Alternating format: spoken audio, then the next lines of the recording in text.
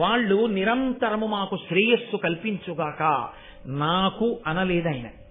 మహాభారతాన్ని ఆంధ్రీకరించినప్పుడు ఎవరు చదువుకోవడం మొదలుపెట్టారో, ఎవరు వినడం మొదలుపెట్టారో వాళ్ళందరికీ కూడా త్రిమూర్తుల యొక్క రక్ష కలుగుగాక, వారందరికీ లక్ష్మీ పార్వతీ సరస్వతుల యొక్క అనుగ్రహము కలుగుగాక, బ్రహ్మ విష్ణు మహేశ్వరుల యొక్క అనుగ్రహము కలుగుగాక. కాబట్టి మాకు అంటూ పురుషోత్తమ అంబుజభవ, పురుషోత్తముడు అన్న మాట శ్రీ మహావిష్ణువుది, మహాదేవుడు అన్న మాట పరమశివుడిది. పురుషోత్తముడు శ్రీ మహావిష్ణువు, అంబుజభవ అంటే కమలంలోంచి తామర పువ్వులోంచి పుట్టినటువంటి వాడు బ్రహ్మగారు. శ్రీకంధర శ్రేయసే, శ్రీకంధర అంటే శ్రీ అంటే విషం, కంధర అంటే కంఠమునందు పెట్టుకున్నవాడు, కంఠమునందు హాలాహలమును పెట్టుకున్నటువంటి పరమశివుడు. శ్రేయసే మాకు సమస్త అభ్యున్నతులను కృపచేయుగాక. పరమేశ్వరుడు కంఠమునందు హాలాహలాన్ని పెట్టుకోవడం కూడా లోకాల్ని రక్షించడానికి. తండ్రి కొడుకు కష్టం పడుతుంటే ఆ కష్టాన్ని తన నెత్తి మీద వేసుకున్నట్టు మహానుభావుడైనటువంటి పరమేశ్వరుడు ఈ లోకములకంతటికి తండ్రి కాబట్టి హాలాహలోత్పాదనము చేత లోకములన్నీ చల్లడిల్లితే తాను హాలాహలాన్ని పుచ్చుకున్నాడు. కాబట్టి ఆ శ్రీకంధరుడైనటువంటి పరమశివుడు, పురుషోత్తముడైనటువంటి విష్ణుడు, అంబుజభవుడైనటువంటి బ్రహ్మ మాకు శ్రేయస్సులను కూర్చుగాక అని ప్రారంభం చేసి రాజరాజ నరేంద్రుడి మీద మహాభారతాన్ని ఆంధ్రీకరించడానికి కారకుడైన వాడు కనుక రాజరాజ నరేంద్రుడి మీద ఆయన ఒక పద్యాన్ని చెప్తున్నారు. కాదు, ఇందులో ఒక చమత్కారం ఉంది. మనకి సాహిత్యం అంతా కూడా, సాహిత్యము అంటే భగవన్నామ స్పర్శలేని సాహిత్యం ఏదుందో ఆ సాహిత్యాన్ని మన వాళ్ళు అంగీకరించారు. అందుకే పోతన గారు భాగవతాన్ని ఆంధ్రీకరిస్తూ ఓ మాట అంటారు, హరినామ స్పృహలేని కావ్యము విచిత్రార్థాన్వితంబయ్యు శ్రీకరమయ్యుండదయోగ్య దుర్మదనత్కాకోల కర్తాకృతి అంటారు. ఎంత గొప్ప గొప్ప శబ్దాలు వేసినా, ఎంత గొప్ప గొప్ప అర్థాలున్నా, ఎంత గొప్పగా రచన చేసినా పరమేశ్వరుడి గురించి చెప్పనటువంటి సాహిత్యం ఏదుందో, భగవద్భక్తిని ప్రబోధం చెయ్యనిదేదుందో అది నిరర్థకము. అది తద్దినం పెట్టినటువంటి రేవులకి కాపులెళ్ళినట్టు వెళ్ళేటటువంటి వాళ్ళకి పనికొస్తుందేమో కానీ హరినామ స్తుతి చేయు కావ్యము సువర్ణాంభోజి హంసావళీ సురతిభ్రాజితమై మానస సరస్ఫూర్తి నిలుంగొందు.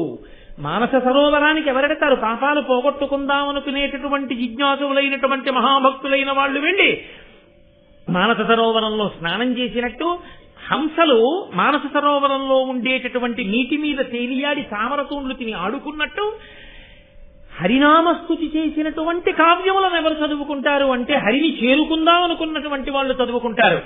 హరినామ స్పర్శలేని సాహిత్యం తద్దినం పెట్టే రేవు, అక్కడ అటువంటి సాహిత్యాన్ని చదువుకోవడం అటువంటి రేవుకి వెళ్ళినటువంటి కాకుల వంటి వారు చేసే పని అంటారు పోతన గారు. కాబట్టి మహానుభావుడు పైన దేవతలను నేను స్తోత్రం చేశాను. ఒకరేమో వ్యాస భగవానుడు చంద్రవంశాన్ని వర్ణించాడు మహాభారతంలో, వాల్మీకి మహర్షి సూర్యవంశాన్ని వర్ణించారు రామాయణంలో.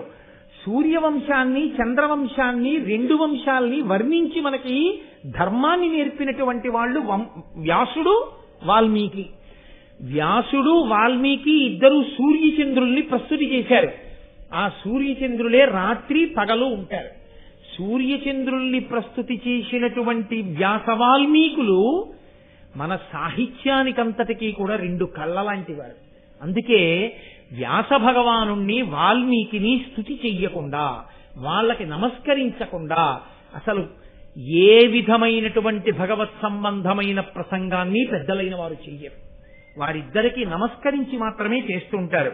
కాబట్టి నేను ఈ మహాభారతంలో చంద్రవంశాన్ని వర్ణించబోతున్నాను. వ్యాస భగవానుడు అందించినటువంటి చంద్రవంశం అది.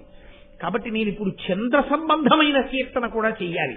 పైన శ్రీ వాణి గిరిజ వాళ్ళ ముగ్గురు, ఆ ముగ్గురిని వహించినటువంటి పుంస్వరూపాల్ని కీర్తించాను.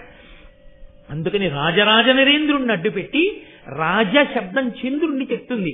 రాజా అంటే చంద్రుడు.